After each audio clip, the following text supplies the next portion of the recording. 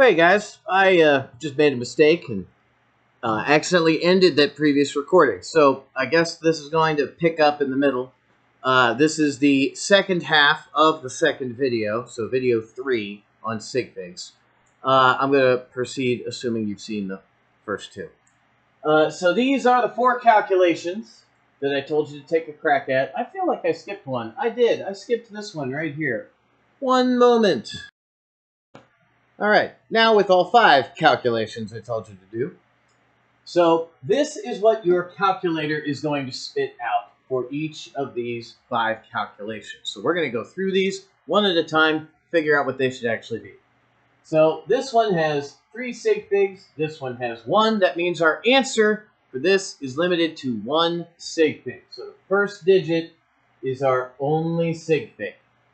Now, we round this based on the 7, which is going to make it go up.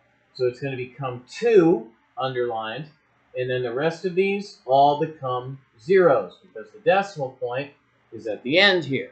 So everything between the underlined number and the decimal point becomes a 0. So 2,000 with the 2 underlined. The next one, 35.9 times 62, comes out to 222.58. Here we have 3 sig figs and 2 sig figs, which means we can only have 2 in our final answer. So we underline that second digit, we round it, it stays the same, so 2, apparently I'm going to write this weird, 2, 2, this 2 becomes a 0, and we drop everything after the decimal point, so 220 with the second 2 underlined. 300 times 150 is 45,000. 300 is 2 sig figs because this 0 is underlined, which means this 0 is not a sig fig. 150 is 3, so we are limited to 2, so we would underline this 5, and in this case, we're done.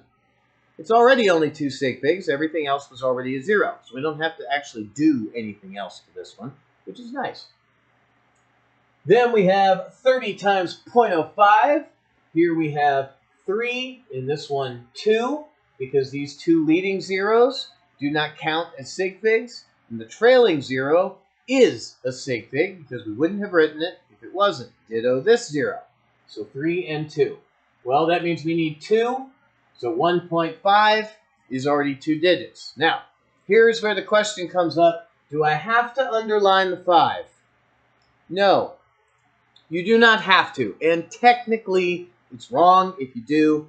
I don't care. If you want to underline this 5, if that makes you feel better, knowing that you underlined the last sig fig, if you'd rather just always do that, go for it. I'm never going to dock you because you've got a number underlined. Now, if you got 3 or 4 numbers underlined, I might give you a raised eyebrow. What's going on here? Something's wrong. But in this case, if you want to underline that, that is perfectly fine. Last one, 25 times 22.5. We have 2 and 3. So 2 is going to be the one we're after. So 562.5 is going to become 560.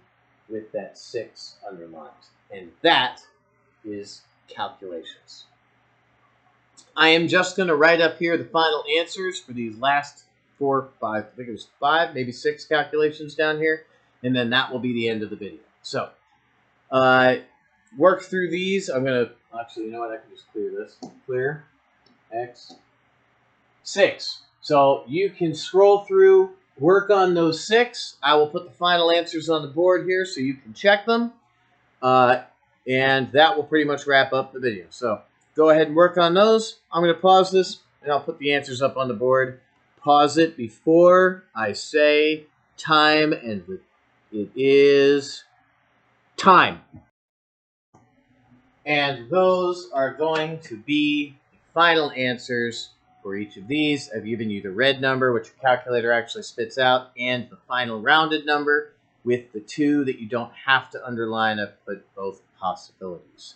That is going to wrap up sig figs.